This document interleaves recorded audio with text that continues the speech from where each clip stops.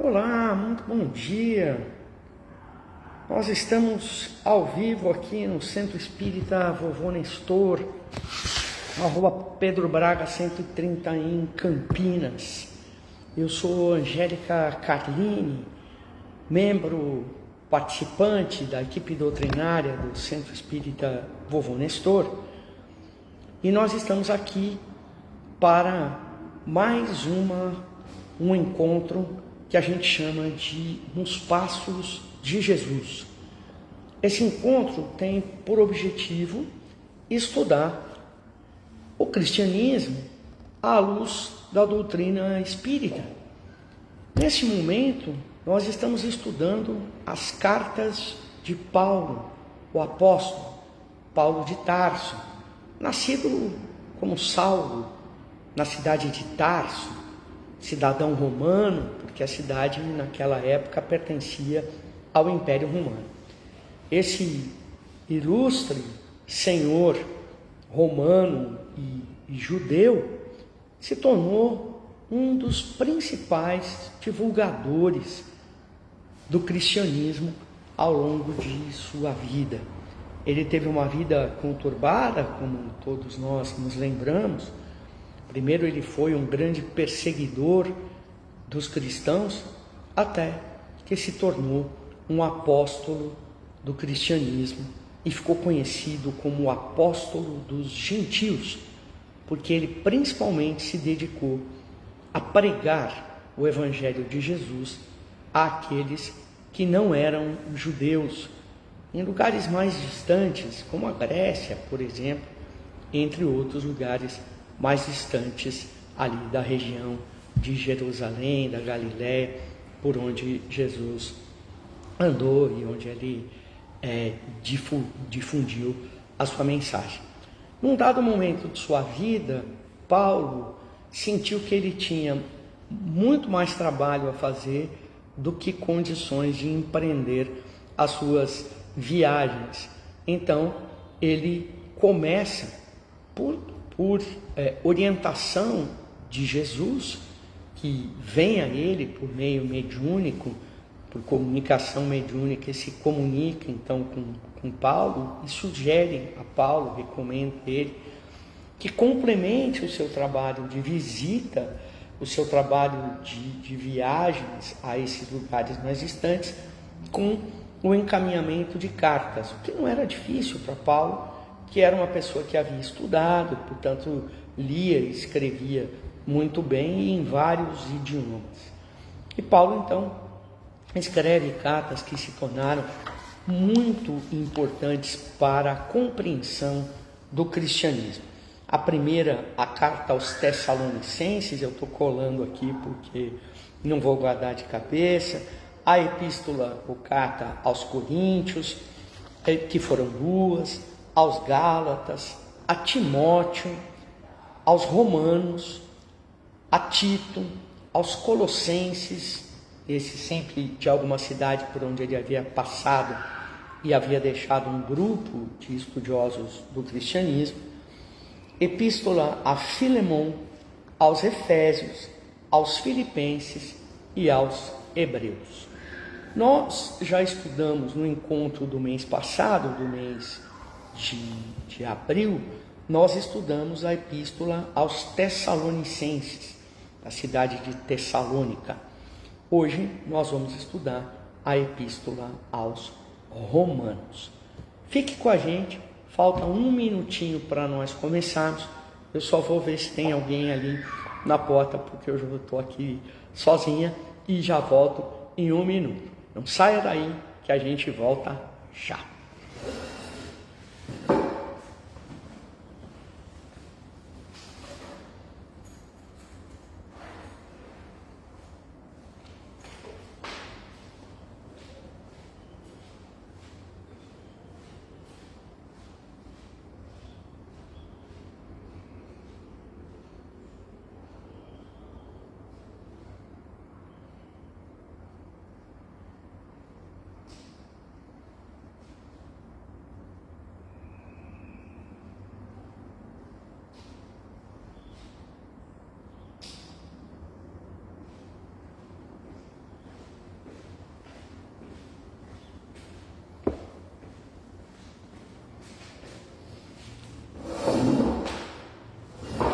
Prontinho, aqui estamos nós, 10 horas em ponto.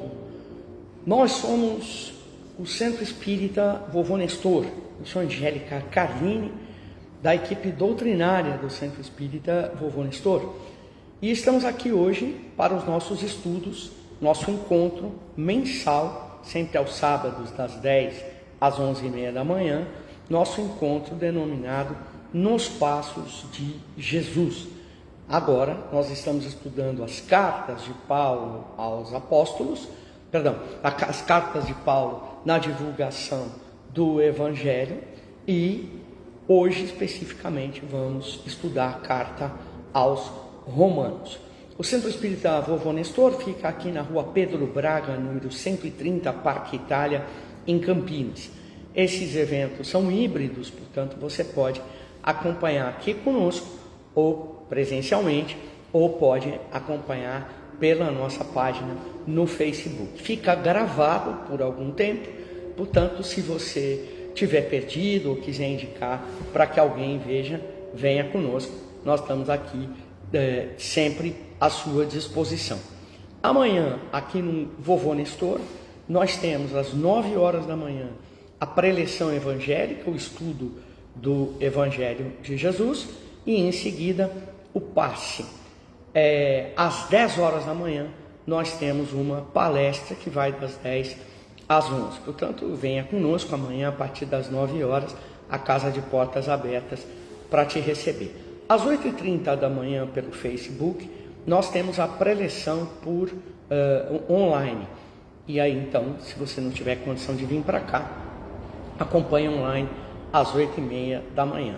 E hoje à tarde, às 16 horas, nós temos aqui também de forma híbrida o estudo das obras básicas, que acontece também uma vez por mês, e você é nosso convidado, nossa convidada, para estudar o Livro dos Espíritos, que você não precisa nem comprar se não quiser, pode baixar pelo www.feb, de Federação Espírita Brasileira, net, FebNet, tudo junto, você pode baixar sem nenhum temor, porque está lá para isso mesmo. Você pode baixar todas as obras básicas e o Livro dos Espíritos, que nós vamos começar a estudar hoje a partir das 16 horas, 4 horas da tarde.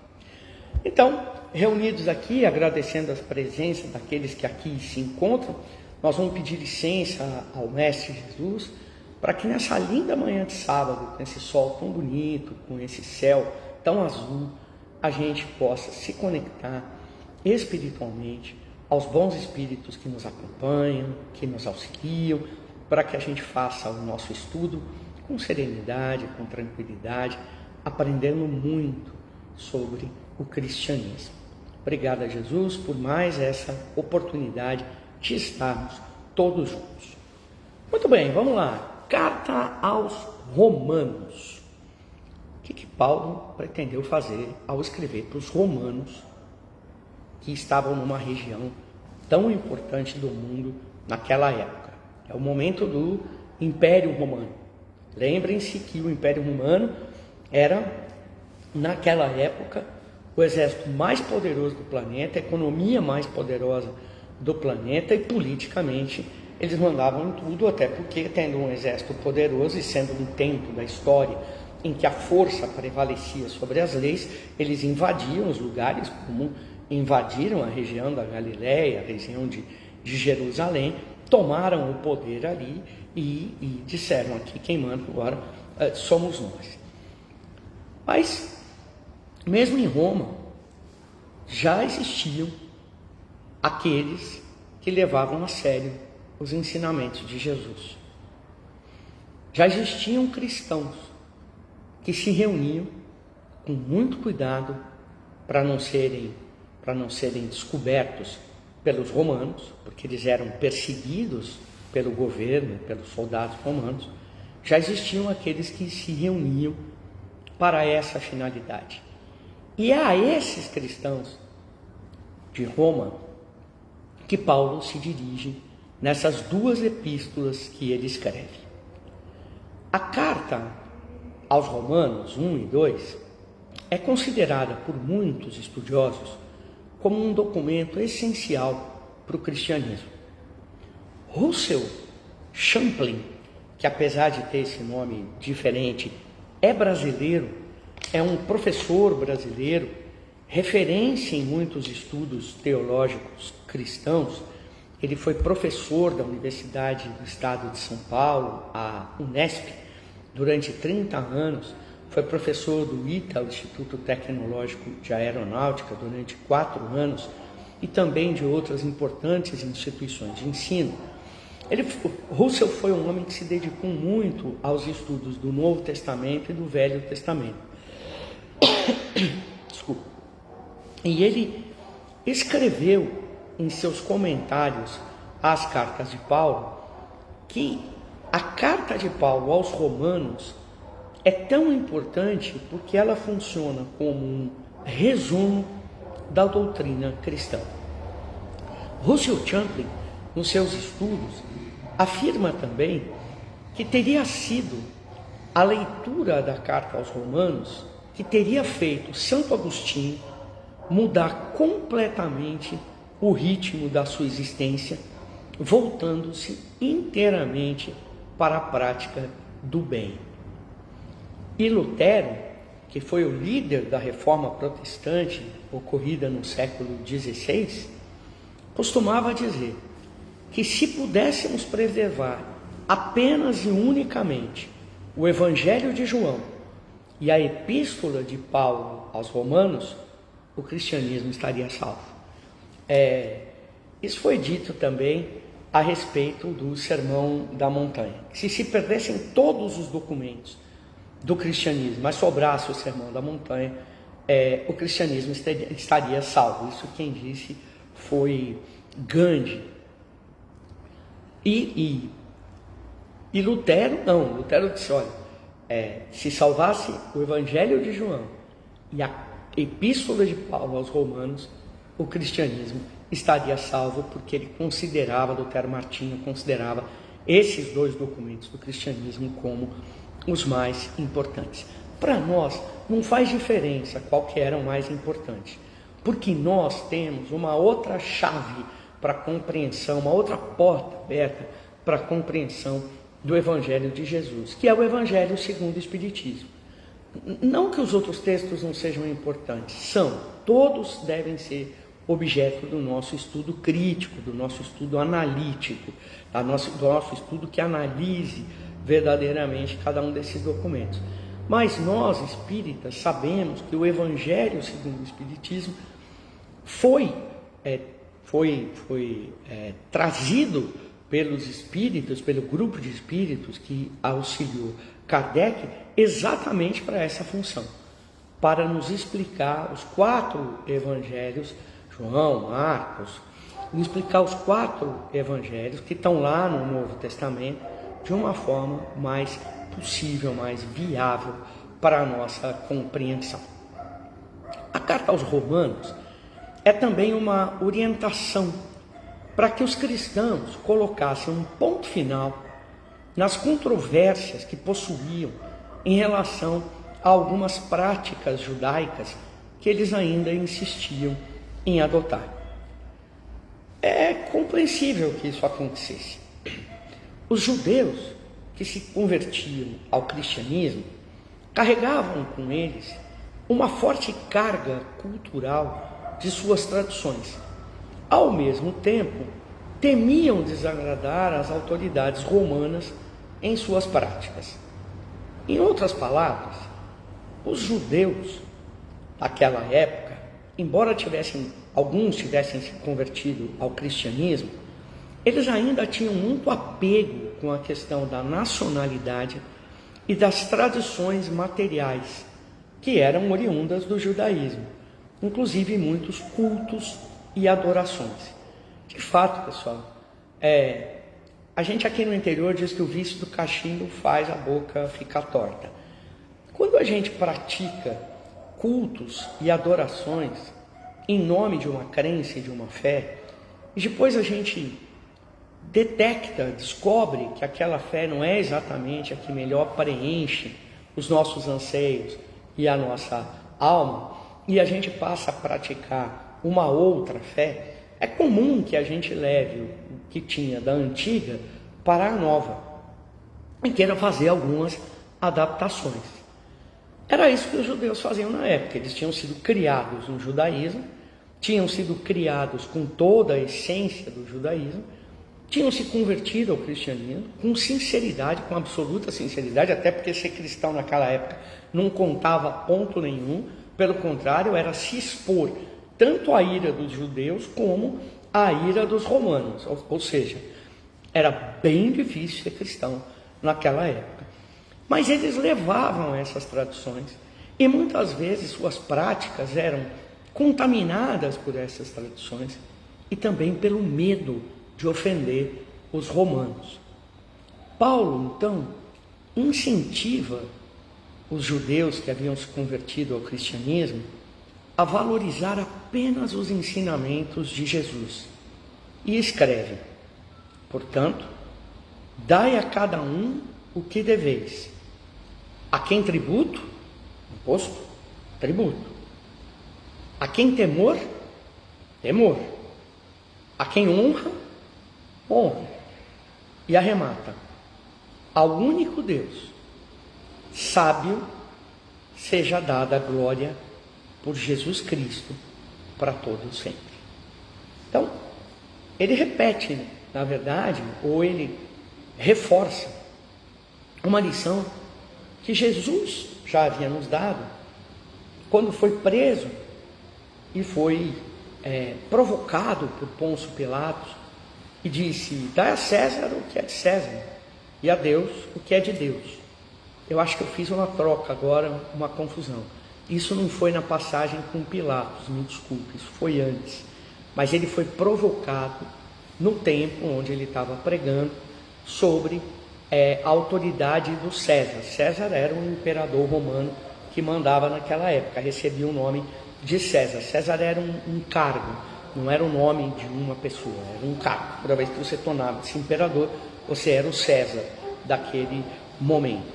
E um dos judeus no templo, provavelmente um fariseu, provoca Jesus dizendo: e aí, você está dizendo que seu reino não é desse mundo, você está dizendo que tem seu pai que manda pra caramba, o Deus, e aí, cara, e o César? Aí ele falou: dai a César o que é de César. O que é de César? É o poder terreno, é o poder de cobrar tributo. Dai a César o que é de César e a Deus o que é de Deus. Foi uma outra passagem, não foi a passagem com Pôncio Pilatos, não. Mas, de qualquer forma, é um ensinamento de Jesus que Paulo repete quando ele diz: olha, a quem você deve tributo, pague os tributos. A quem você deve imposto, pague o imposto.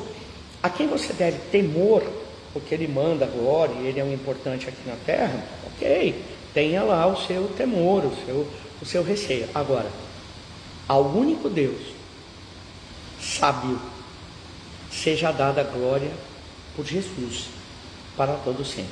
O que é seja dada a glória por Jesus? Seja dada a glória pelo que Jesus ensinou. Então, nós não vamos amar a Deus porque a gente não tem nada para fazer. Nós vamos amar a Deus porque a gente vai provar que compreendeu as lições do cristianismo que foram trazidas por Jesus. Então, ao único Deus sábio, seja dada a glória por Jesus para todos sempre.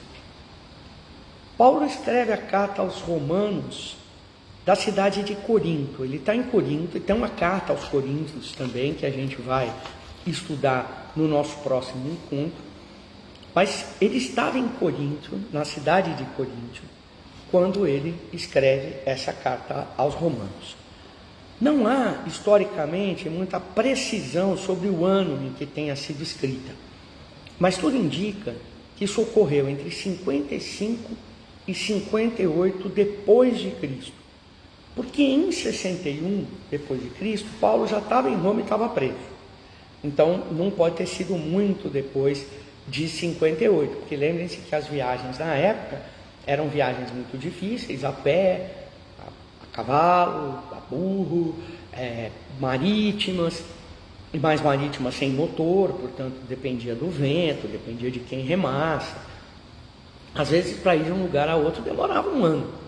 Então, em 58, provavelmente ele escreveu essa carta, em 59 se dedicou a viajar, 60, e aí em 61 ele já estava em Roma e estava preso. Mas também não faz muita diferença a gente saber exatamente o ano, é só para a gente ter uma base histórica. Emmanuel, no livro Paulo e Estevão, que foi psicografado por Francisco Cândido Xavier e ditado por Emmanuel, conta que Paulo, durante a viagem até Corinto, comentou com aqueles que o acompanhavam e o ajudavam nas suas pregações, comentou que ele desejava ir a Roma, pregar os ensinamentos de Jesus para os cristãos que viviam em Roma. Ele pensou então em preparar a sua chegada, quando ele fosse a Roma, com uma carta, por meio do qual ele recapitulasse a doutrina do Evangelho de Jesus e nomeasse, com saudações afetuosas, todos os irmãos do seu conhecimento no ambiente romano.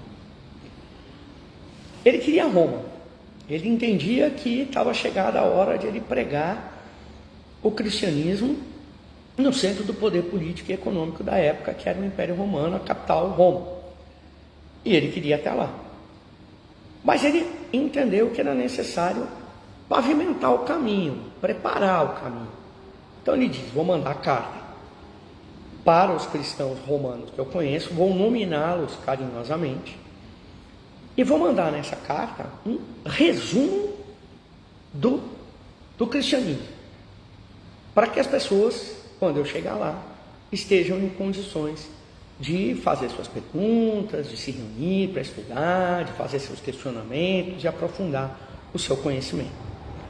Paulo então dedicou alguns dias para escrever a carta aos romanos e entregou a uma colaboradora que era conhecida como Irmã Febe, que era uma dedicada colaboradora do cristianismo e vivia na cidade de Cencreia.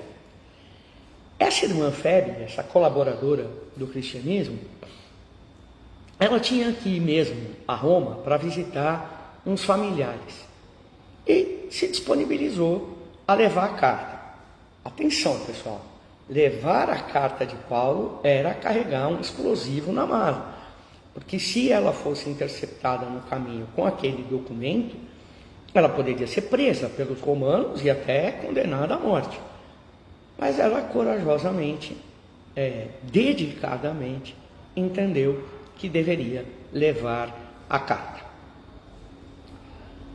E foi bom que ela fizesse isso, porque Paulo teve que adiar sua viagem a Roma, porque Tiago Menor, que era um dos apóstolos e que difundia o cristianismo, solicitou a presença de Paulo em Jerusalém, porque naquela época em Jerusalém estava havendo uma forte perseguição aos cristãos. Então, Tiago, que vivia em Jerusalém, solicitou a presença de Paulo, dizendo, vem me ajudar aqui, porque a situação está muito grave. Paulo então viajou para Jerusalém, começou os trabalhos de pregação do cristianismo lá, e claro, como não podia deixar de ser, foi preso e condenado à morte, lá em Jerusalém. Foi preso pelos romanos, claro, e condenado à morte. Ele então usa uma estratégia de recorrer ao imperador de Roma e pedir que fosse cancelada a pena de morte, porque ele era romano, já que ele tinha nascido em Tarso, que na época era uma cidade que pertencia ao Império Romano. Ele diz, olha, sou romano, ele vai mandar matar um romano, vai mandar matar um igual? Eu sou cristão, mas sou romano, cara. Tenho essa primazia. E a estratégia funcionou. E ele não foi condenado à morte. Ele acabaria sendo morto depois em Roma. Mas lá em Jerusalém ele conseguiu escapar. Então, enquanto ele estava na prisão e aguardava o resultado do pedido que ele havia feito ao imperador, Paulo recebeu mais uma vez a visita de Jesus, que lhe disse: alegra-te pelas dores que resgatam e iluminam a consciência. Jesus já chegando, né? O outro está preso, condenado à morte, pede um recurso para o imperador para ver se consegue escapar da pena de morte, e Jesus chega para ele dizendo: fique feliz com a sua situação, alegra-te com o teu sofrimento aí, porque é isso que resgata e ilumina a consciência. É esse sofrimento que vai fazer você lembrar por que você está aqui, qual é o seu papel e qual é a sua função. Isso é uma grande lição para todos nós. Nos momentos mais difíceis, a gente lembrar de o que a gente está fazendo aqui na Terra. Primeiro, que isso tudo é passageiro. Segundo, que isso não se deve à maldade de ninguém, muito pelo contrário. É um sofrimento que é do tamanho que a gente pode suportar. Que Deus não quer o nosso mal, pelo contrário, quer que nós nos transformemos em pessoas de bem, quer que a gente evolua. Portanto, esse sofrimento não é raiva de Deus. Esse sofrimento que a gente está enfrentando é justamente para que a gente pare para pensar naquilo que verdadeiramente tem valor, e o que verdadeiramente tem valor é a vida espiritual e a nossa evolução. Jesus chega dizendo isso para Paulo: alegra-te pelas dores que resgatam e iluminam a consciência. Ainda que o sofrimento se multiplique, diz Jesus, renova os júbilos divinos da esperança. Guarda o teu bom ânimo, porque assim como testificasse em mim em Jerusalém, importa que eu faça também em Roma. Ou seja, Paulo tinha mesmo que ir a Roma. Ele atrasa a viagem por ter ido a Jerusalém a pedido de Tiago, mas recebe de Jesus a orientação para que assim que ele se livrasse ali daquela condição de preso, ele fosse para Roma. E foi mesmo. Aliás, ele foi conduzido a Roma por uma escolta policial. E lá ele foi absolvido das acusações que haviam sido feitas contra ele em Jerusalém e foi solto, o que deu a oportunidade dele contribuir com o movimento cristão que havia começado a se formar na cidade de Roma. Era um movimento que tinha principalmente judeus e não judeus convertidos, lembrando que naquela época os não judeus eram chamados de gentios, com o no final. Judeus eram judeus e aqueles que não eram judeus eram chamados de gentios. Paulo é conhecido como apóstolo dos gentios porque ele pregou em muitos lugares em que não existiam judeus. E muitos desses gentios convertidos eram principalmente romanos. Não se pode afirmar com certeza a data em que as reuniões cristãs começaram a ser realizadas em Roma. Mas no livro Há 2000 anos, que também é editado por Emmanuel para Francisco Cândido Xavier, o Emmanuel informa que o senador Públio Lentulus retornou com a família para Roma no ano 47.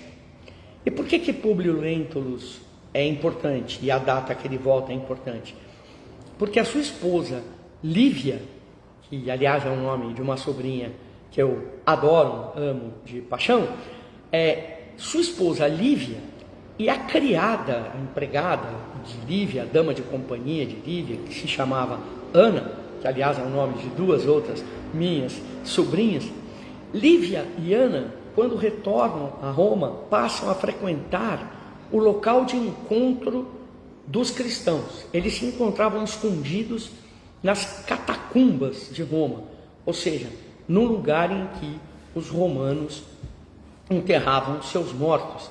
Eles iam para lá à noite e se encontravam para o estudo do cristianismo.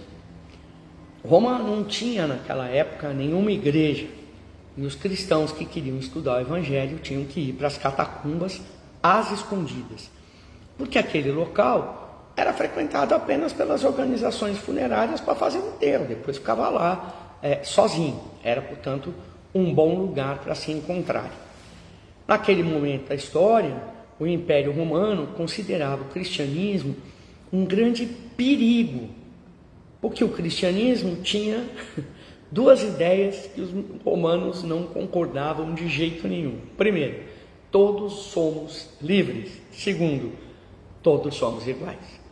Os romanos, orgulhosos, donos de metade do mundo da época, ricos, milionários, tinham uma classe, a sociedade deles era toda dividida em classes sociais.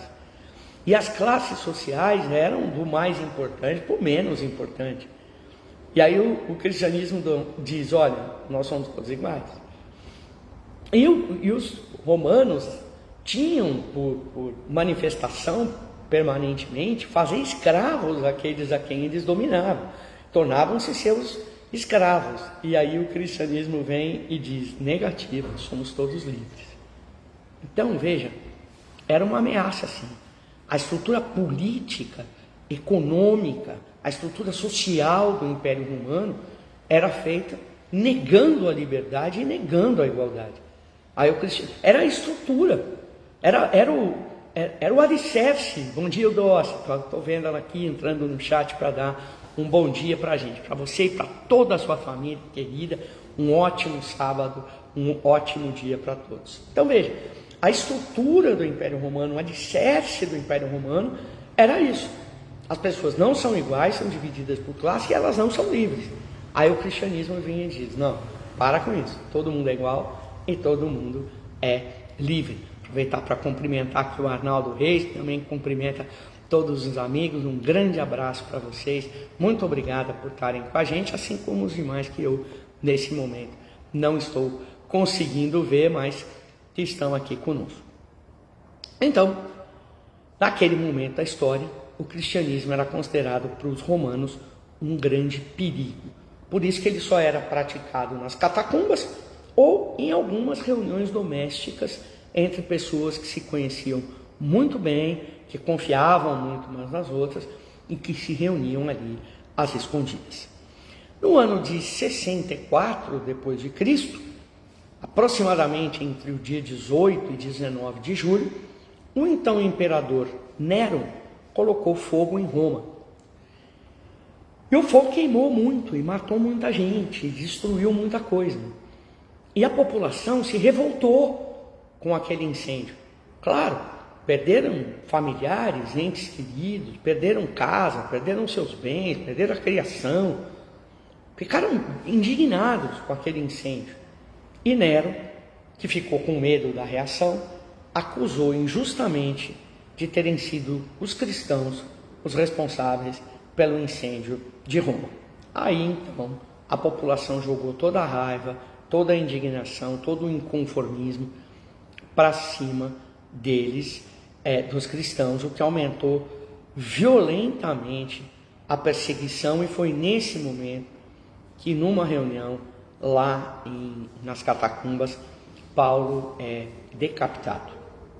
Ele então se liberta do corpo físico, retorna ao mundo espiritual e é recebido carinhosamente por Jesus. Linda história, né? Não tem nem o que falar, até emociona a gente. Bom, mas e a carta aos Romanos, Angélica? Contou toda essa história, mas não falou ainda da carta. Então vamos falar da carta aos Romanos agora. Quando foi conduzido pelos romanos de Jerusalém para Roma, que ele estava preso e esperando o resultado da condenação, a comitiva de Paulo parou em Pozoles, uma cidade. E ali Paulo teve notícias, por intermédio de um cristão chamado Flacos, que as suas cartas haviam chegado aos romanos e eram objeto de estudo e meditação em todos os lares romanos cristãos. Flacos, inclusive, mostrou para Paulo uma cópia que ele próprio tinha e que ele guardava com muito carinho. Essa foi, sem dúvida, uma das grandes demonstrações de que as cartas de Paulo sempre cumpriram seu papel. E em relação aos romanos, com toda a certeza, elas cumpriram muito bem o papel que elas tinham, o objetivo que elas tinham. Mas o que dizia as cartas? O que diziam as cartas? Vamos lá. Vamos fazer aqui um breve resumo que a gente aprendeu com Emmanuel no livro Comentários às Cartas de Paulo, que também é um livro psicografado por Francisco Cândido Xavier. Ele nos diz, Emmanuel nos afirma, que a carta aos Romanos é uma carta que trata de divergências que haviam surgido na comunidade cristã. Porque, como eu já disse, essa comunidade era formada por pessoas que tinham diferentes históricos de vida, que vinham de diferentes práticas religiosas e que tinham perspectivas diferentes sobre as práticas do cristianismo. Em outras palavras, e isso acontece até hoje, em muitos lugares em que os cristãos se reúnem e também nas casas espíritas. Alguns acreditam que para você praticar o cristianismo, o espiritismo, você tenha que agir de um jeito e ter algumas manifestações exteriores. Outros acreditam que isso não tem nenhuma relevância, e de fato não tem mesmo nenhuma relevância, que o que importa principalmente é o que a gente pensa, o que a gente diz e as nossas práticas de caridade. Essa discussão é antiga, estava lá na comunidade romana, que, como eu disse, na comunidade de cristãos romanos, que, como eu disse, carregava toda a sua história e todas as suas práticas anteriores ao cristianismo. Paulo expõe, então, nas cartas, vários temas relevantes para as comunidades cristãs que estavam se organizando em Roma e fornece recomendações de como solucionar aqueles conflitos, de como amenizar aqueles conflitos para manter o foco no que verdadeiramente interessava, que era aprender sobre o cristianismo.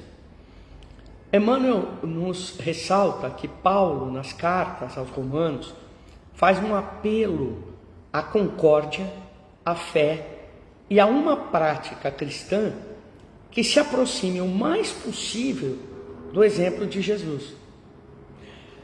E exatamente por isso, diz Emmanuel, é que essas cartas são um documento para ser lido e praticado por todas as comunidades cristãs, espíritas ou não, até hoje. Pessoal, vamos parar para pensar um pouquinho. Como é que Jesus difundiu, ensinou, pregou o cristianismo? Jesus não teve uma igreja, não fundou nenhuma igreja. Jesus não teve nenhuma prática exterior. Quando ele ia rezar, ele levantava. Não. Jesus não precisava de nenhum local especial. Ele falou dentro do barco, ele falou em cima da montanha, ele falou na praia, ele falou onde apareceu uma oportunidade. Ele falava, ele pregava, ele ensinava. Então, vejam, como Jesus não tinha nenhuma, Jesus não usou nenhuma roupa. Não, usou sim, Angélica. Ele só usava uma roupa branca. Bom, primeiro, a gente não tem toda essa certeza porque não tinha fotografia, porque não tem registros, grandes registros históricos sobre isso. Mas supondo-se que ele usasse mesmo um tipo de um camisolão branco, assim, era a roupa da época.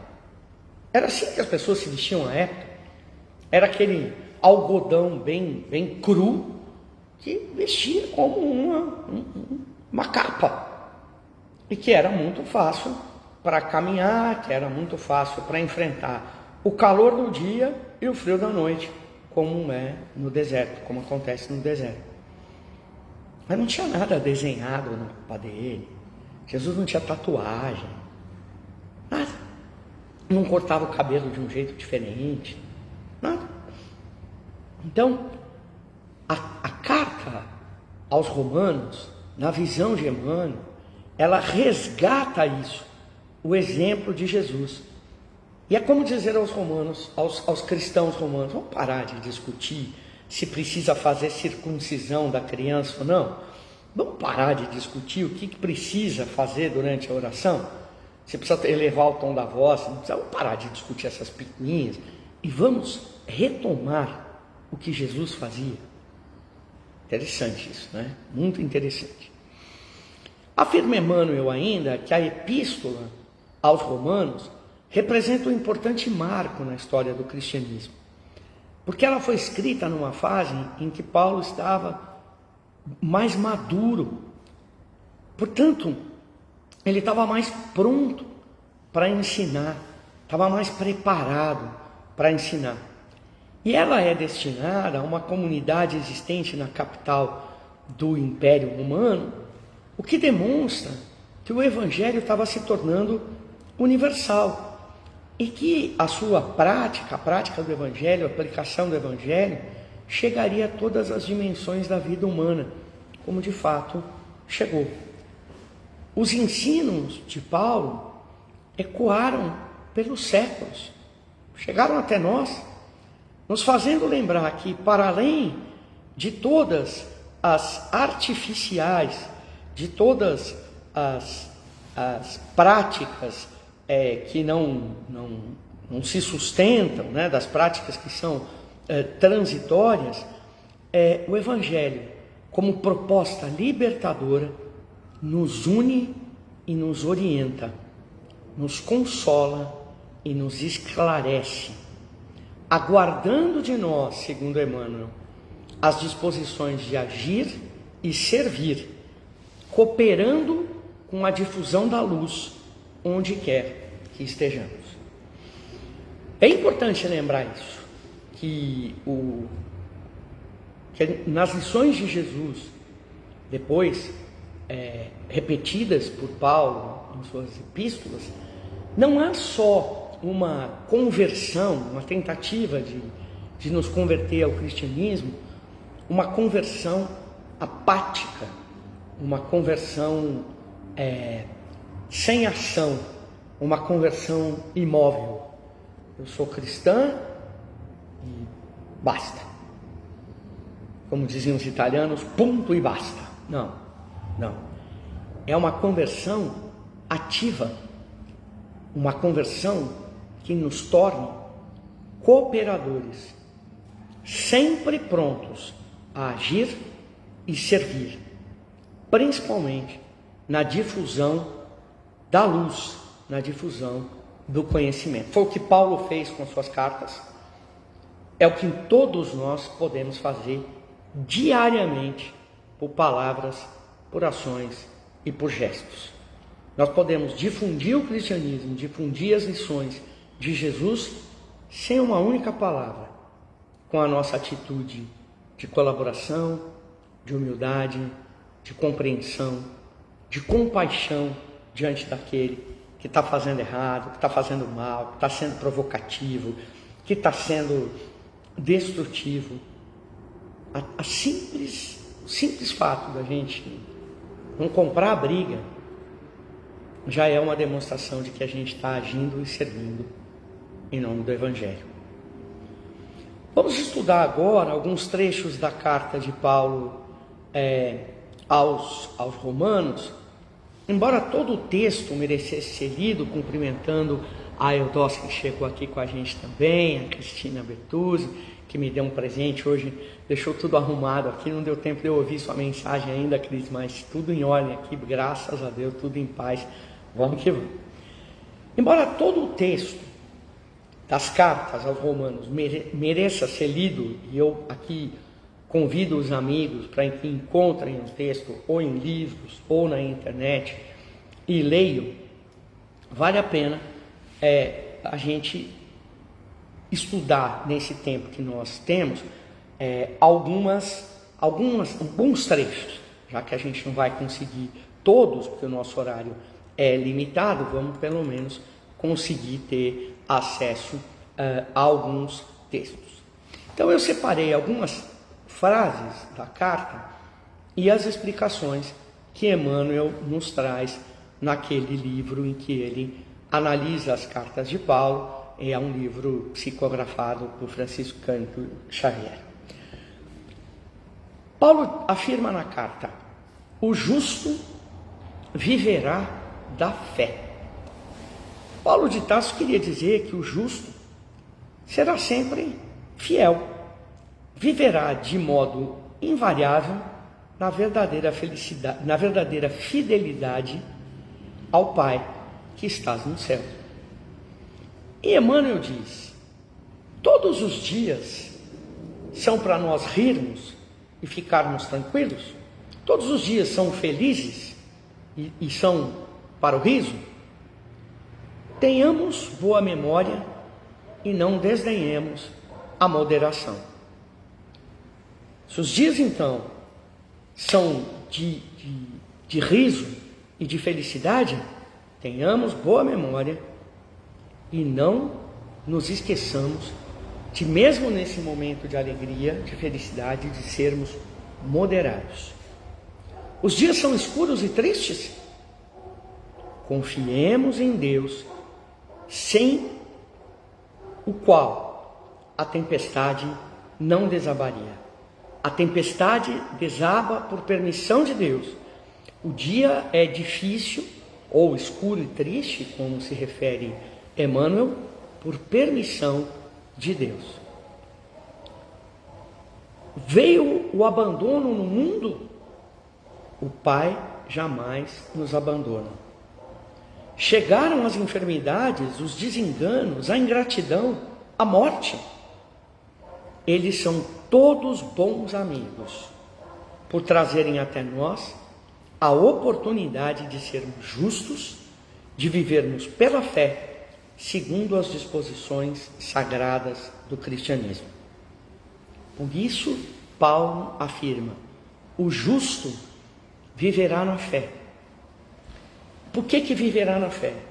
Porque nos momentos bons, nos momentos de felicidade, de alegria, a gente lembrará que é preciso ter moderação, porque esses momentos devem nos ensinar. E nos momentos difíceis, nos momentos em que a gente estiver enfermo, desenganado, vítima de ingratidão, nesses momentos a gente deve se lembrar que nada acontece senão por vontade de Deus, e que inclusive aquilo é vontade de Deus, e nos mantermos fiéis à nossa fé, fiéis à fé que temos em Deus, sem duvidar nem por um minuto de que Deus está ao nosso lado e não nos abandona. Difícil? Claro que é difícil. Claro que é difícil. Todos nós aqui, muitos de nós que estão nos assistindo e vão nos assistir depois, vão assistir a gravação, já passaram por momentos profundamente dolorosos. Não preciso nem dar exemplo. Todo mundo aqui já lembrou de um momento profundamente doloroso que você viveu. Uma dor, uma humilhação, uma doença, a perda de um ente querido. Uma quantidade enorme de exemplos de momentos muito difíceis.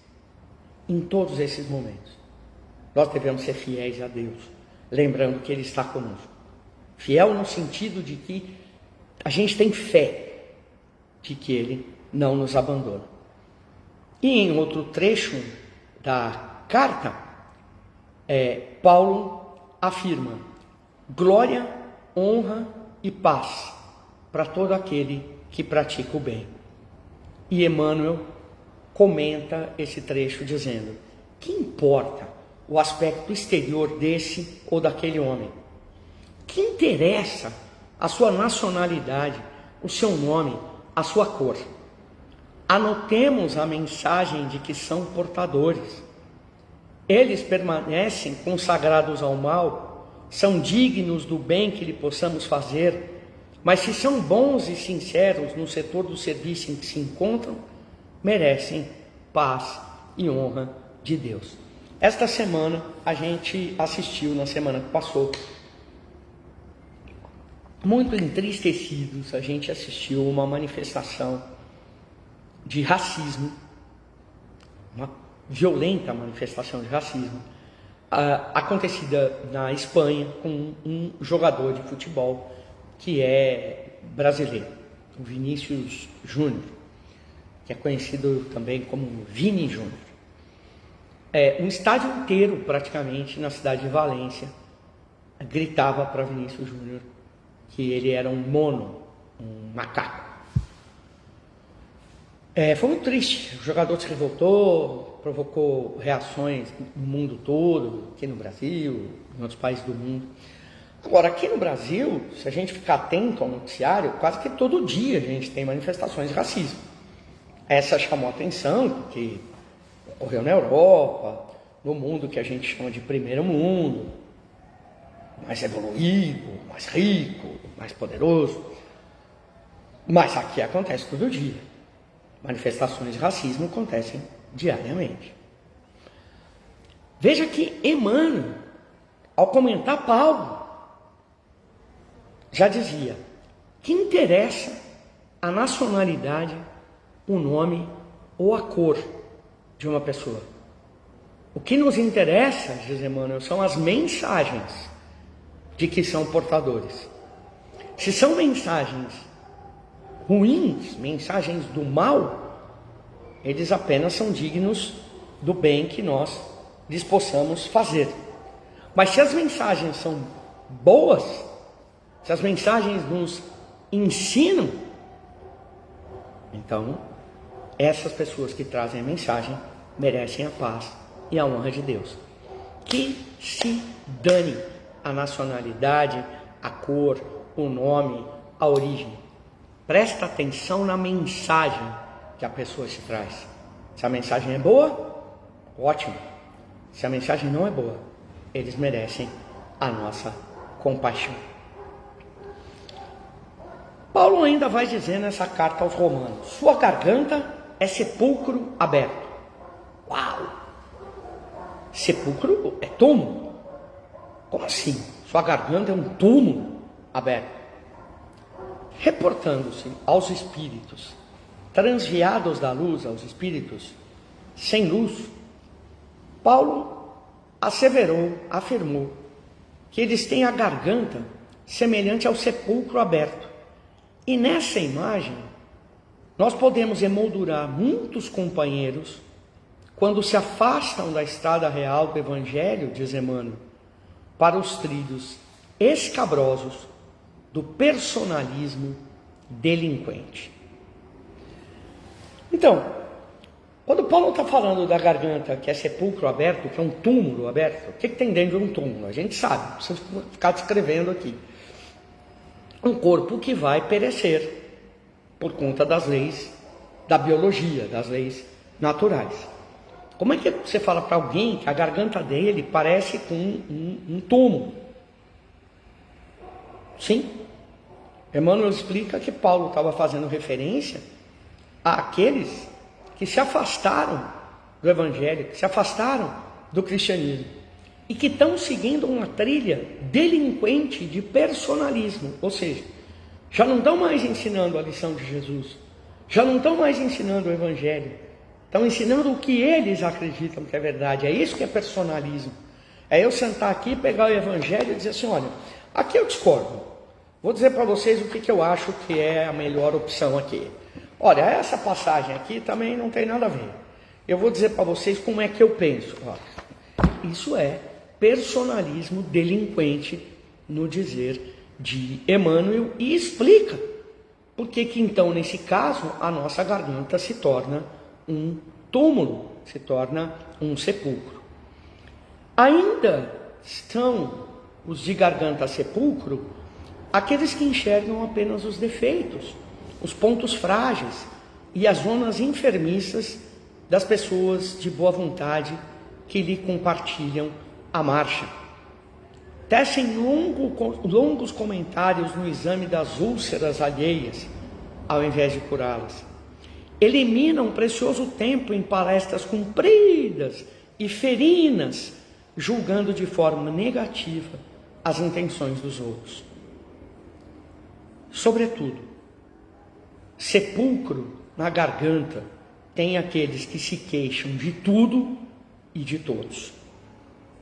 E então Emmanuel, ainda comentando essa passagem da carta de Paulo aos Romanos, diz: quando te desviares, pois, para o terreno das lamentações e das acusações, quase sempre indevidas, reconsidera os teus passos espirituais e recorda que a nossa garganta deve ser consagrada ao bem, pois só assim se expressará por ela o verbo sublime do Senhor. Eu, de uns tempos para cá, tenho me esforçado para não reclamar, para não criticar,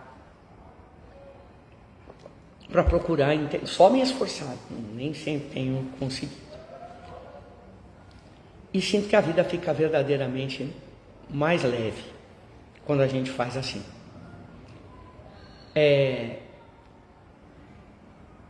Paulo já tinha essa certeza lá em 60 depois de Cristo, 2000 anos atrás.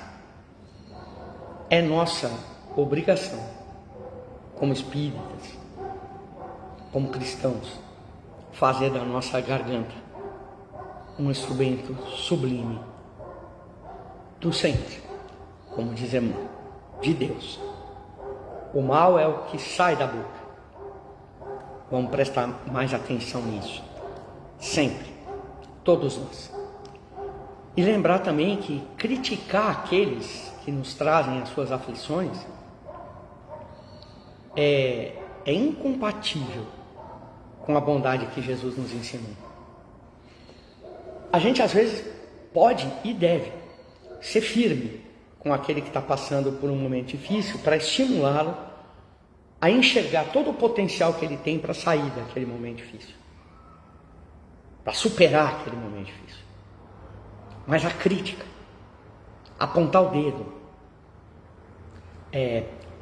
falar muito dos erros das pessoas, não vai ajudá-las em nada. Aliás, Jesus não fez isso nem com com aqueles que se colocavam como inimigo dele, porque Jesus não foi inimigo de ninguém, mas aqueles que se colocavam como seus inimigos, nem com eles Jesus foi crítico, apontou o dedo, e ele é o nosso modelo. Paulo vai dizer na carta aos Romanos também: verifico, pois, esta lei: quando quero fazer o bem, é o mal que se me apresenta. Quando eu quero fazer o bem, o que se apresenta para mim é o mal. Emmanuel comenta: os discípulos sinceros do Evangelho, à maneira de Paulo de Tarso, encontram um grande conflito na própria natureza. Quase sempre são defrontados por enormes dificuldades nos testemunhos. No instante justo, quando lhes cabe revelar a presença do divino companheiro no coração, eis que uma palavra, uma atitude ligeira os trai diante da própria consciência, indicando-lhes a oportunidade das antigas fraquezas. Enquanto o homem se mantém no gelo da indiferença ou na inquietação da teimosia, não é chamado à análise pura. Entretanto, tão logo ele desperta para a renovação, ele converte-se num campo íntimo de zona de batalha. Indispensável, portanto, grande serenidade e resistência de nossa parte, a fim de que o progresso alcançado não se perca. O Senhor concede-nos a claridade de hoje para esquecermos as trevas de ontem, preparando-nos para o amanhã no rumo da luz imperecível. A lição é linda, só ela já nos dava ensejo para um dia inteiro de comentários. Mas é verdade, quando a gente se autoproclama cristão ou espírita, quando a gente se assume como cristão, como espírita, a nossa consciência começa a pegar fogo, porque a gente estuda o que é certo para ser feito e se defronta na vida prática com uma dificuldade enorme de fazer aquilo que a gente sabe que deve ser feito. A gente sabe que é preciso Manter a calma, a serenidade, não criticar os outros, não tumultuar o ambiente, ser caridoso, e a gente quase que diariamente faz muita coisa ao contrário disso. E aí dá uma sensação de tristeza, uma sensação de fracasso, dá uma sensação de que a gente não consegue alcançar o progresso, que a gente não consegue evoluir espiritualmente. E muitos de nós acabam abandonando o caminho do bem, o caminho das práticas cristãs, justamente porque se sente incapaz de agir permanentemente no bem. Então Paulo está nos dizendo: quando quero fazer o bem, é o mal que se me apresenta, é o mal que aparece na minha frente. E Emmanuel, interpretando essa lição, essa carta, diz: o Senhor nos concede a claridade de hoje para esquecermos as trevas de ontem, para que a gente possa compreender onde errou, possa se perdoar e possa seguir em frente, de novo, na prática do bem, de uma maneira insistente. Também é uma linda lição que certamente se aplica a todos nós. Naquele dia em que a gente está mais revoltado com alguma coisa triste que nos aconteceu, que a gente está mais indignado por termos sido vítima de alguma coisa de uma injustiça, termos sido acusados de alguma coisa que não fizemos. Naquele dia em que a gente está se sentindo mais feroz e irritado pelas maldades que estão sendo praticadas contra a gente, esse é o dia da gente acender a claridade que Jesus nos disponibiliza todos os dias para, com essa claridade, iluminar as trevas do nosso pensamento e voltar a viver com paz e com tranquilidade, com resistência e paciência. É também na epístola aos Romanos que Paulo diz aquela frase que eu interpretava de um jeito completamente diferente. Eu achava uma frase arrogante, que eu achava, e que depois que fui estudar as epístolas de Paulo, compreendi que essa frase de arrogante não tem absolutamente nada. Paulo diz: depois disso, o que nos resta dizer? Se Deus está conosco, quem estará contra nós? Eu achava essa frase arrogante. Se Deus é por nós, quem será contra nós? Não é preciso sair por aí gritando essas coisas, não precisa sair por aí dizendo isso. Mas Emmanuel vai nos explicar cuidadosamente essa frase. Quando ele diz assim: a interrogação de Paulo tem duas interrogações nessa frase, né? Depois disso, o que nos resta dizer? E se Deus está conosco, quem estará contra nós? Então, Emmanuel vai dizer: a interrogação de Paulo ainda representa um precioso tema para a comunidade cristã dos dias que correm. Perante nosso esforço, desdobra-se um campo imenso, onde o Mestre nos aguarda a colaboração decidida, resoluta. Muitas vezes, contudo, grande número de companheiros nossos, quiçá nós mesmos, prefere abandonar a construção para ir disputar com os malfeitores do caminho. Fomos chamados a construir, não a destruir. Naturalmente, devemos contar com as 1000 eventualidades de cada dia, suscetíveis de nascer das forças contrárias, dificultando o nosso processo de edificação, o nosso processo de aperfeiçoamento.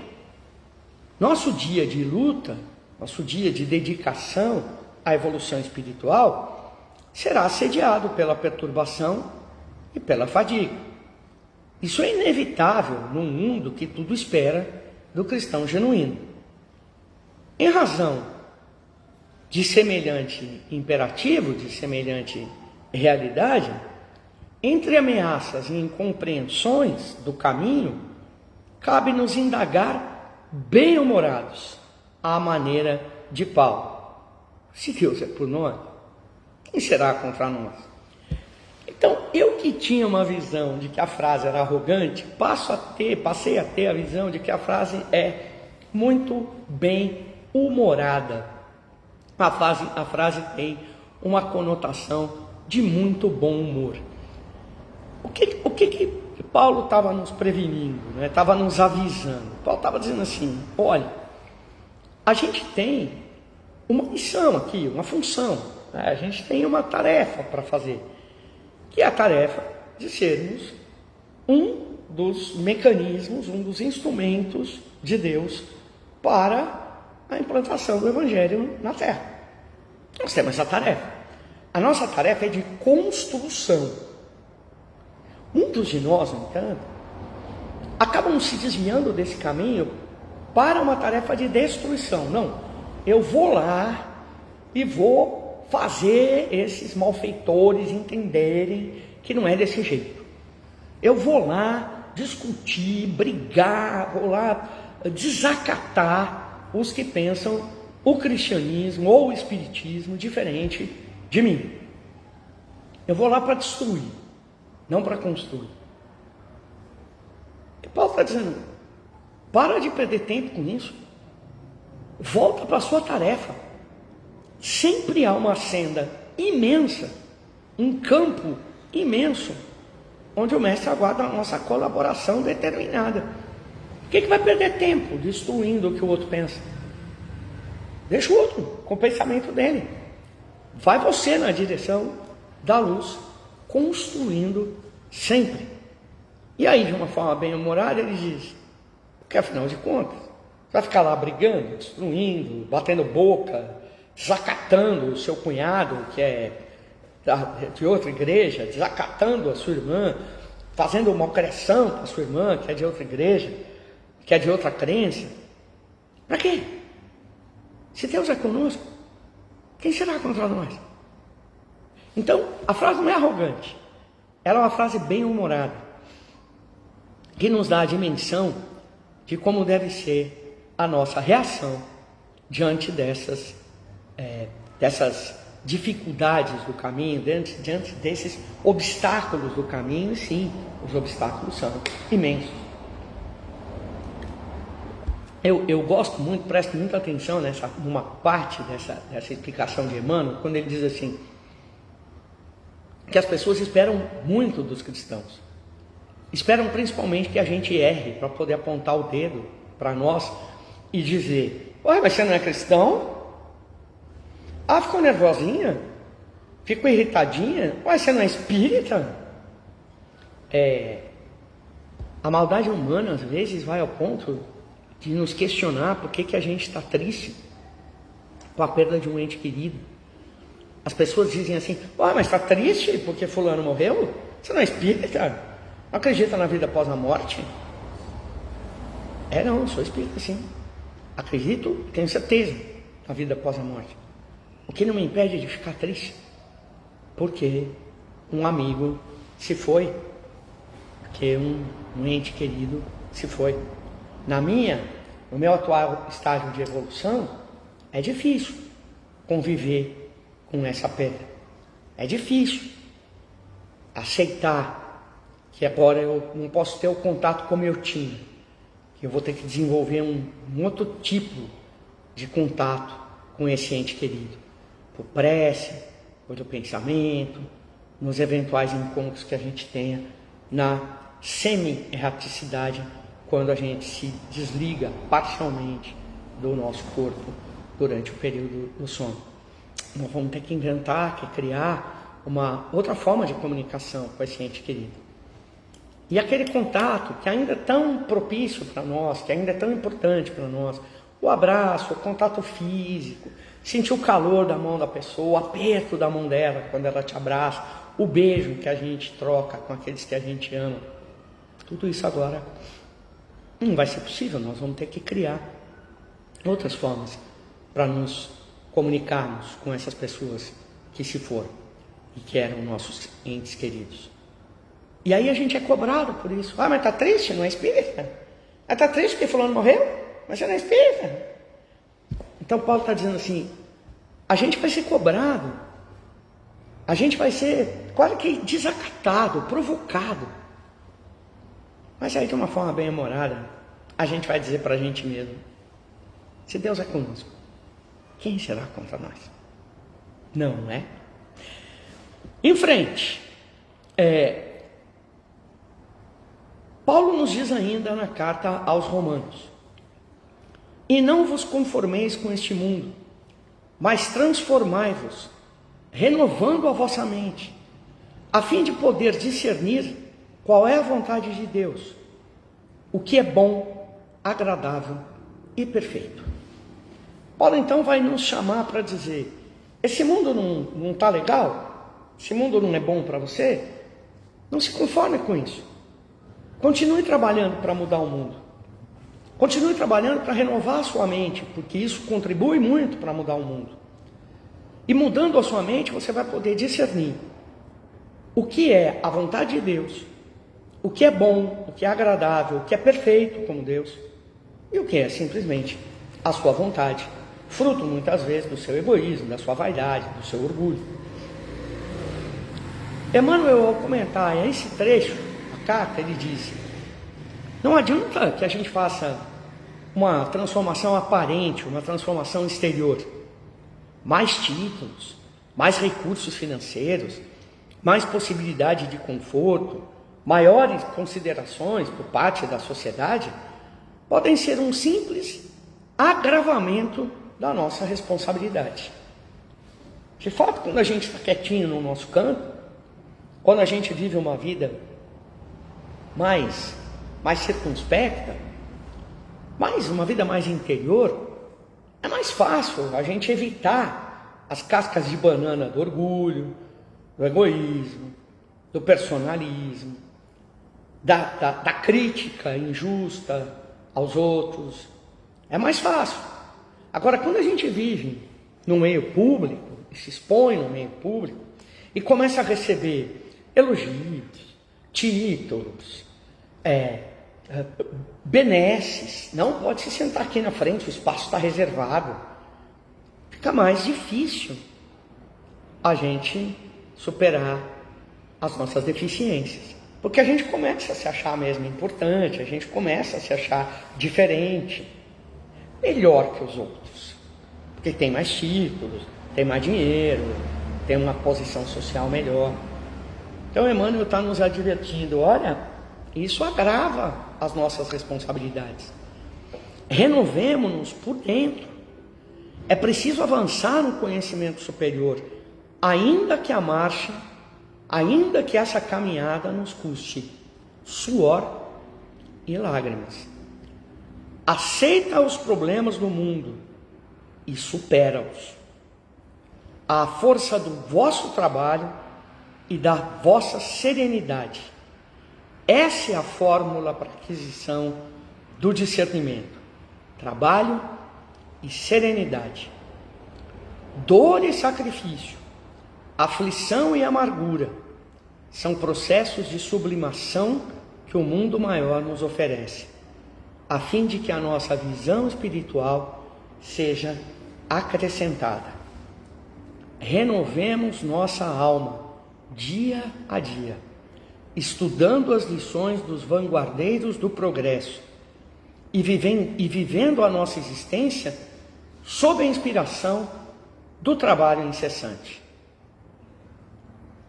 Apliquemo-nos à construção de uma vida equilibrada, onde estivermos, mas não nos esqueçamos de que somente pela execução dos nossos deveres, na concretização do bem, alcançaremos a compreensão da vida e, com ela, o conhecimento do que seja a perfeita vontade de Deus a nosso respeito.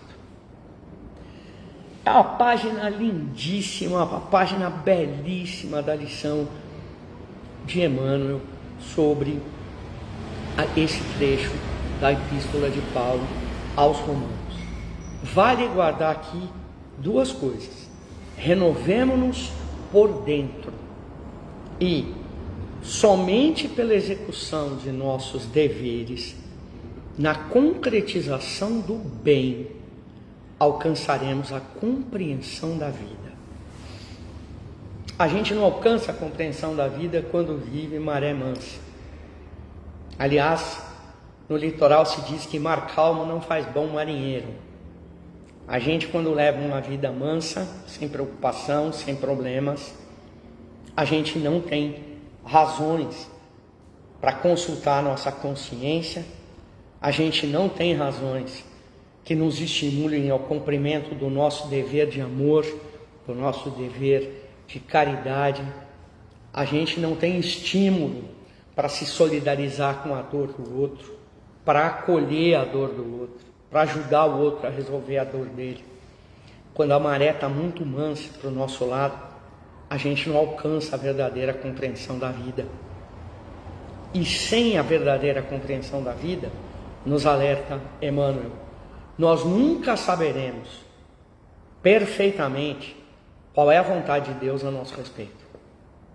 Qual é a nossa tarefa, qual é a tarefa que Deus espera que a gente faça. Portanto, viver muito contentinho, muito felizinho, pode não ser um bom caminho. A dor ensina.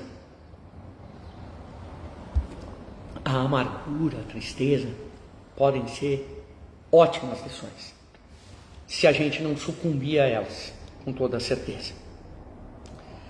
Paulo ainda orientou os cristãos de Roma para que alegrai-vos com os que se alegram e chorai com os que choram.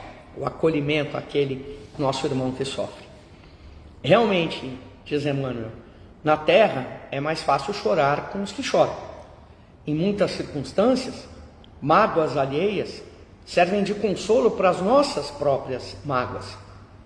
Quem carrega fardos enormes, como que nos estimula a suportar os nossos fardos mais leves.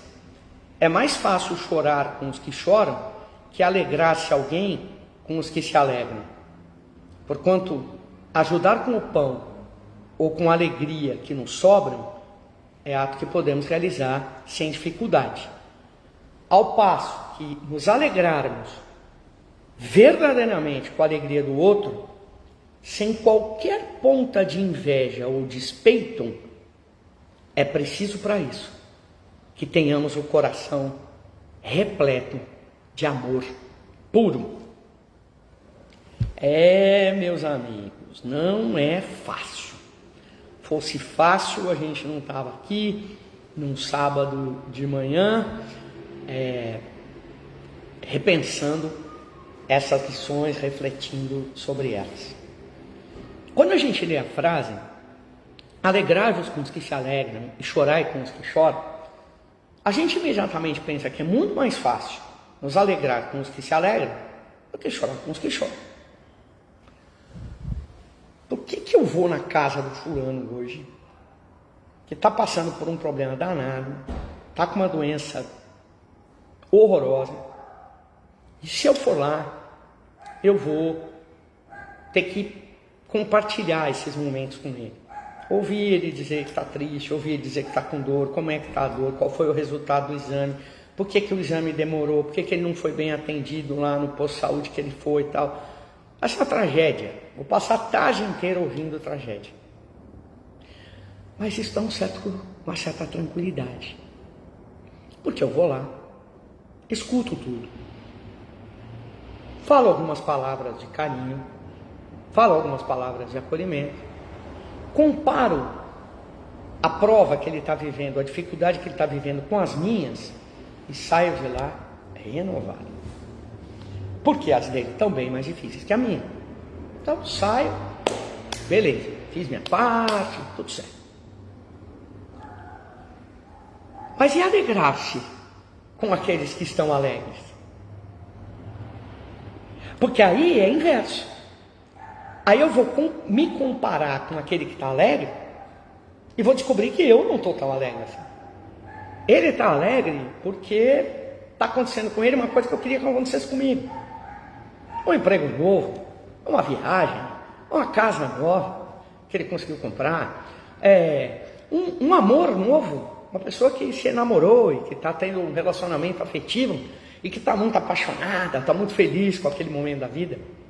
Um filho que nasceu perfeito, saudável, ou que foi aprovado numa vaga difícil de uma faculdade para estudar nos Estados Unidos, e está indo para lá agora, vai lá estudar com uma bolsa de estudos integral, e eu dando um ralo danado para conseguir pagar a faculdade do meu filho aqui, eu dando um duro danado no emprego e vou ganhar menos da metade do que ele vai ganhar no emprego novo.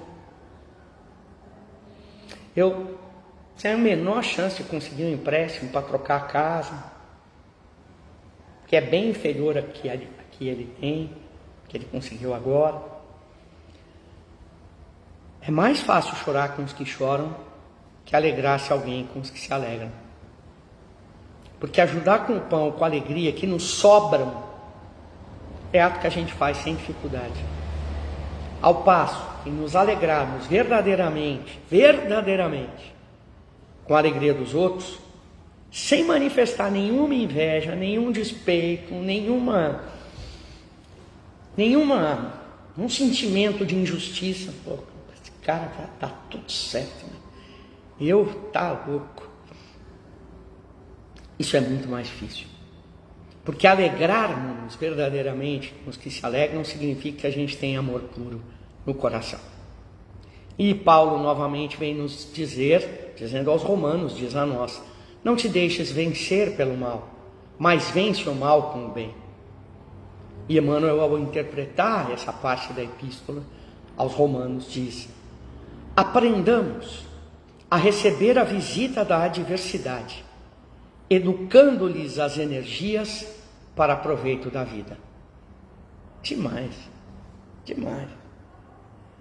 Usar a adversidade em proveito da nossa vida, em proveito da nossa evolução, demais. E ele ainda nos diz: a ignorância é apenas uma grande noite, que cederá lugar ao sol da sabedoria. Usa o tesouro do teu amor em todas as direções e estendamos o bem por toda parte. A fonte, o nascedouro da água, quando ela é atingida pela lama, ela não se dá por vencida. Ela recebe os detritos no próprio seio e continua a fluir, transformando-os em bênçãos no curso de suas águas, que prosseguem correndo com brandura e humildade para benefício de todos. De fato, quando a lama invade um olho d'água, um nascedouro, ali naquele primeiro momento você tem quase que certeza que o nascedouro de água, que é aquela fonte de água, aquele olho d'água, como a gente diz aqui no interior, aquela mina d'água, acabou. Você olha ali e fala: não, tá boa, porque está tudo sujo de lama. Mas com o passar dos dias, a lama vai para dentro, vai para o fundo lá do solo, e a água volta a sair limpa, talvez até mais limpa, porque quanto mais areia, quanto mais sedimento aquela lama trouxer, a água vai passando por ali e vai se tornando cada vez mais limpa, como a gente faz com o filtro de casa, a água filtrada. A gente faz passar a água por dentro daquele filtro, para que quando ela sai, ela esteja mais em condições de ser tomada, de ser utilizada. Acolhe os detritos, acolhe as adversidades e continue a fluir, transformando-os em bênção. Aprendamos a receber a visita das adversidades, porque a gente, de fato, ainda tem muito que aprender. Paulo afirma ainda na carta aos Romanos, e eu prometo que estou terminando, que a caridade é a plenitude da lei. Acolhe o fraco na fé, sem querer discutir suas opiniões. Paulo diz: por que julgas teu irmão? E tu, por que o desprezas? Pois todos nós compareceremos ao tribunal de Deus. Assim, cada um de nós prestará contas a Deus de si próprio. procuremos o que favorece a paz e a mútua edificação, a caridade e a plenitude da vida. Acolhei o fraco na fé sem discutir suas opiniões. Faz por ele sem querer mudar a opinião dele. A mudança da opinião dele vai vir da sua própria consciência, da sua própria maturidade, da sua própria compreensão. E Paulo nos lembra, nós seremos julgados por Deus pelo que nós fizemos, não pelo que o outro fez. Portanto, se a opinião dele não quer mudar, apesar da nossa caridade, apesar do nosso gesto de amor, do nosso acolhimento, tudo bem. Nós seremos julgados por nós e o que nós fizemos. Em relação a ele, o acolhimento, a caridade, o amor, é isso que será julgado, não o que ele entendeu do que nós fizemos. E Paulo nos convida a viver intensamente a máxima dos ensinamentos de Jesus, o amor ao próximo. E Paulo de Tarso, na sua carta aos Romanos, afirma: a ninguém devais coisa alguma, a não ser o amor com que vos ameis uns aos outros. Porque quem ama aos outros, cumpre a lei. Com efeito, como está lá nos 10 mandamentos, não adulterarás, não matarás, não furtarás, não darás falso testemunho, não cobiçarás. E se há algum outro mandamento, tudo nessa palavra se resume: amarás ao próximo como a ti mesmo. O amor não faz mal ao próximo, de sorte que o cumprimento da lei é o amor. Sigamos, pois, ensina Paulo, as coisas que servem para a paz e para a edificação, uns para os outros. Lembrem-se que eu disse no começo que Paulo escrevia as cartas para os grupos cristãos da época, porque eles ainda estavam envolvidos em muitas controvérsias, em muitas discussões. Devemos praticar o cristianismo assim ou assado? Devemos praticar o cristianismo dessa forma ou de outra? Devemos praticar o cristianismo com algumas práticas exteriores ou sem nenhuma prática exterior? Ainda havia muita discussão a esse respeito. Infelizmente, muitas dessas discussões existem até hoje. Não são poucos os companheiros que frequentam a casa espírita e querem implantar na casa espírita alguns rituais. Não são poucos os companheiros que no convívio do espiritismo querem ter algumas práticas exteriores. Bom, Paulo está nos dizendo, corroborado por Emmanuel, nós devemos seguir de forma que as coisas sejam para a paz e para a edificação. Então, diante de uma proposta, de um ritual, de uma prática exterior, a gente tem que parar para pensar. Isso vai nos levar à paz? Isso vai nos levar à edificação? Isso é fundamental para nós edificarmos no bem. E mais, essa ideia nos traz paz? Ou ela está trazendo apenas o conflito? Ela está trazendo apenas a discordância? Vamos pensar nisso. Antes de adotar, antes de propor, antes de defender qualquer ideia, vamos pensar nisso. Essa ideia edifica? Essa ideia traz a paz? Sim ou não? E se a nossa consciência disser não, essa ideia não traz a paz, essa ideia não nos aproxima, não nos edifica, vamos deixar essa ideia de lado, vamos fazer outra, vamos colocar outra ideia em prática. Aliás, vamos procurar no Evangelho, que ele está cheio de boas ideias. E assim, às 11h25 pontualmente, apesar da Aldossa ter dito que a gente podia falar mais porque não tinha problema, mas apesar da vontade da gente falar bastante, continuar falando e estudando, todos temos os nossos compromissos, todos temos as nossas limitações de tempo, e a gente volta, estaremos juntos em junho. Infelizmente não será possível fazer esse encontro por razão de compromissos profissionais que vão me obrigar a viajar, mas em julho, mês 7, dia 29/7, 10 horas da manhã, a gente está aqui reunido, se Deus quiser, na continuidade dos estudos das cartas, das epístolas de Paulo. A gente vai fazer pelo menos mais um encontro sobre as epístolas de Paulo, porque ainda tem bastante epístola para a gente conhecer. Tem os Coríntios, tem a epístola aos Colossenses, a epístola aos Filipenses, aos Hebreus, aos Gálatas, fora as que ele escreveu para Timóteo e para Filemon. Então, vale a pena a gente continuar estudando, pelo menos por mais um encontro.